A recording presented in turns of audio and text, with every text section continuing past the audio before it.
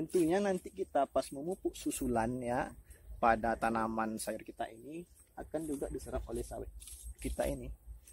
Nah, tentunya akan memberikan dampak yang amat baik.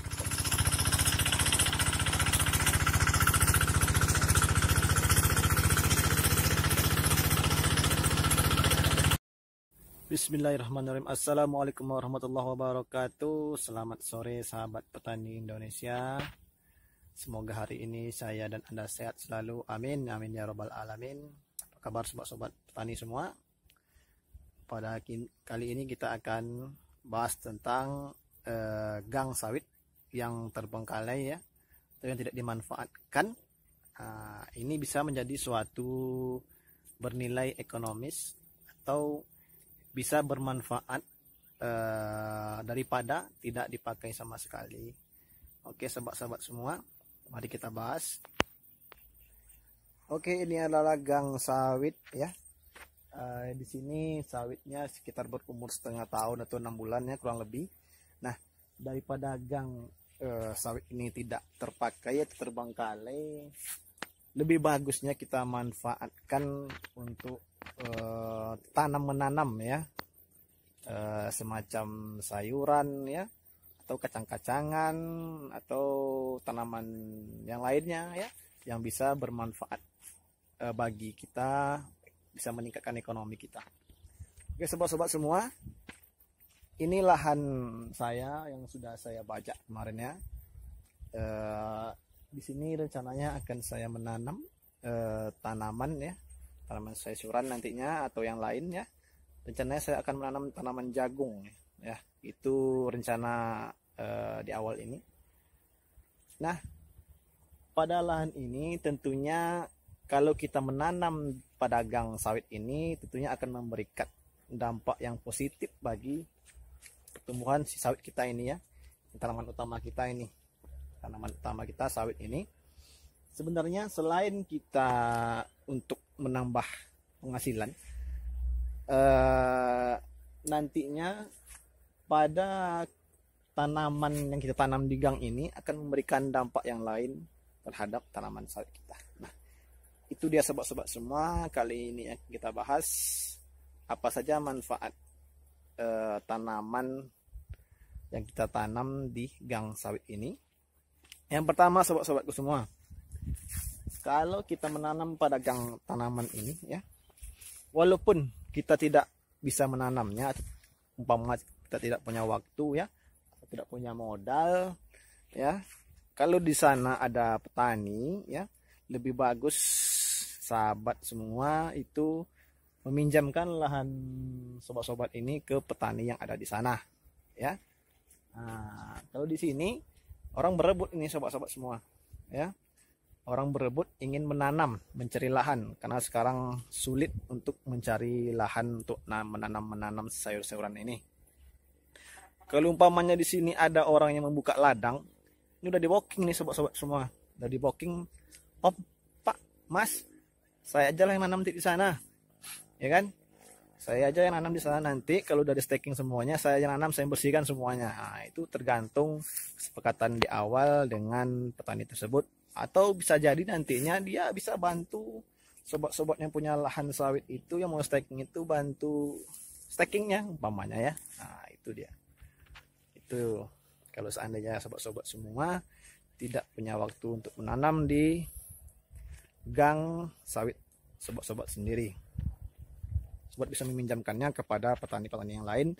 Selain berdampak positif bagi kehidupan dia, tentunya akan berdampak positif bagi sobat-sobat juga, bisa menambah kebaikan ya, bisa menjadi amal jariah.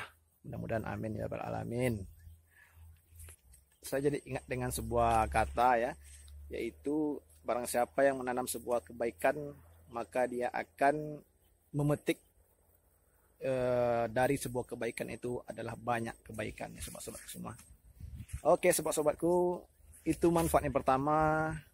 Yang keduanya adalah kita bisa hemat biaya perawatan sobat-sobat semua ya. Jadi kalau kita menanam pada gang ini ya, gang tanaman sawit kita ini, hemat pupuk itu yang pertama. Tentu saja hemat pupuk ya kan. Karena kalau kita menanam di sini, ini kan jaraknya hanya setengah meter kira-kira sobat-sobat semua dari pokok sawit kita ya. Tentunya nanti kita pas memupuk susulan ya pada tanaman sayur kita ini akan juga diserap oleh sawit kita ini. Nah, tentunya akan memberikan dampak yang amat baik bagi pertumbuhan sawit kita. Karena sobat-sobat semua, kalau kita menanam sayuran, itu dia pupuknya itu bukan main ya. Jadi pupuknya sekali seminggu, malahan 2 kali. Itu pupuknya bukan pupuk sembarangan ya. Kalau kita menanam sayuran itu pupuk tai ayam ya, atau pupuk organik kompos ya, pupuk NPK mutiaranya, NPK atau NPK growernya. Itu pupuk yang paling mahal ya, pupuk kualitas tinggi. Dan pupuk susulan yang lainnya, pupuk tambahan yang lainnya. Jadi kalau kita menanam di sini, ya jangan, sobat-sobat semua jangan sampai tidak mau meminjamkannya kepada tetangga atau petani-petani yang lain. Ya. Selanjutnya itu kita bisa menghemat biaya penggunaan herbisida. Nah, ini sobat semua. Kalau orang menanam di sini, tentunya lahan kita akan selalu bersih ya, terutama pada gang yang ini kan. Akan selalu bersih sama dia, nantinya akan memberikan pengeluaran kita semakin menipis untuk pembelian herbisida. Dan selanjutnya itu akan menghemat tenaga kerja kita. Tenaga kita hemat dan kita tidak perlu menyewa orang lain untuk membersihkan rumput ya sobat-sobat. Dan selanjutnya yaitu kalau kita menanam di sini, tentunya lahan kita akan selalu terjaga ya sobat-sobat semua, terjaga dari umpamanya hama babi atau terjaga dari istilahnya hama-hama yang bisa mengganggu tanaman sawit kita. Karena kalau kita menanam di sini atau sayuran di sini atau orang lain yang menanam di sini, mereka akan hampir setiap hari ke sini sobat-sobat semua. Mereka akan hampir setiap hari ke ladang kita. Nah, itu dia manfaatnya sobat-sobat semua apabila ada orang lain yang menanam di kebun kita ini. Sobat-sobatku, jadi sobat-sobatku jangan sungkan untuk memberikan lahan sobat-sobatku kepada orang lain atau petani ya. Oke sobat-sobatku, selanjutnya yaitu kalau kita menanam di sini tentunya akan menambah pemasukan kita sobat-sobatku semua. Ekonomi kita bisa bertambah ya. Kalau kita tidak punya waktu yang banyak, tipsnya gini sobat-sobat semua. Ada tipsnya agar kita tidak menyita terlalu banyak waktu untuk berkebun ini ya. Kita jangan menanam tanaman-tanaman yang sulit perawatannya ya. Yang sulit itu kan semacam tanaman-tanaman sayuran yang kayak cabai ya, tanaman buah kayak semangka, atau tanaman sayur kayak terong ya kan.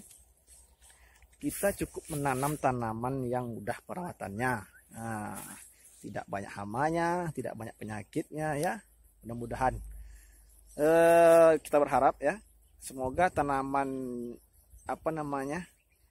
yang kita sebutkan ini seperti jagung ya sobat-sobat contohnya, dan seperti kacang tanah, nah itu tidak terlalu sulit perawatannya ya. Kita bukan menyombong ya sobat-sobat semua. Yang saya alami seperti itu, karena kalau tanaman jagung ini istilahnya tidak begitu banyak mengeluarkan modal dan tenaga dan waktu juga sobat-sobat semua. Apalagi kacang tanah ya, saya udah ada contohnya, ini saya tanam kacang tanah kemarin ya di lahan ini, dan tidak pernah saya pupuk sobat-sobat semua.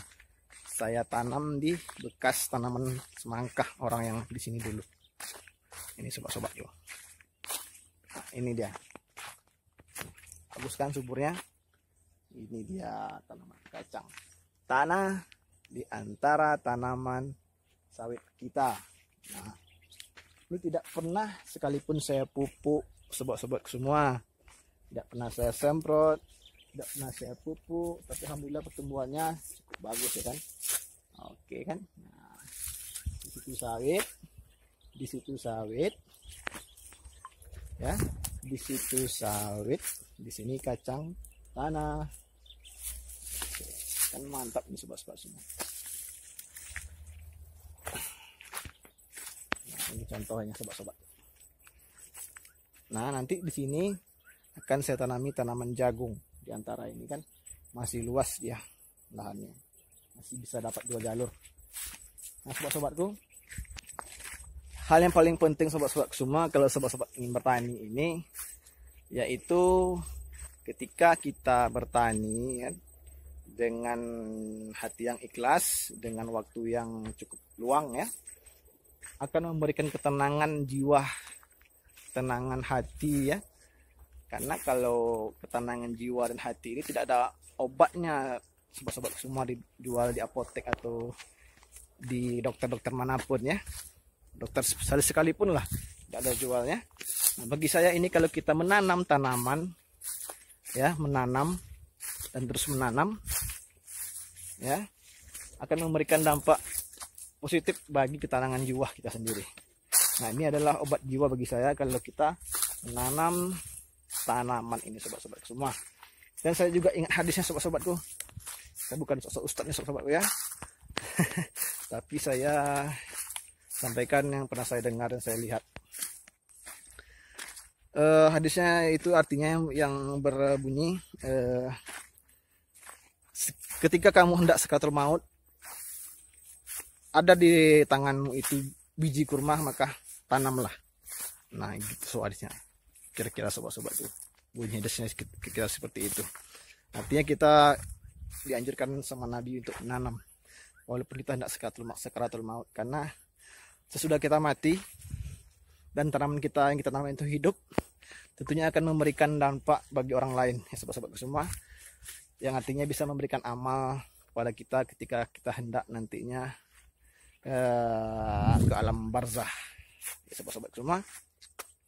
Oke sobat-sobatku, sekian dulu dari saya. Mudah-mudahan apa yang saya sampaikan ini bermanfaat dan berguna bagi sobat-sobat semua. Oke sobat-sobatku, saya mohon maaf atas segala kesalahan apabila saya salah ucap, dan apabila saya ada yang mengira sok-sok pintar, itu tidak sekali sobat-sobat semua, itu tidak pernah saya lakukan, karena kita di sini hanya sebatas terus dan ingin belajar. Oke sobat-sobat semua, hari kalam, mohon maaf. Wassalamualaikum warahmatullahi wabarakatuh.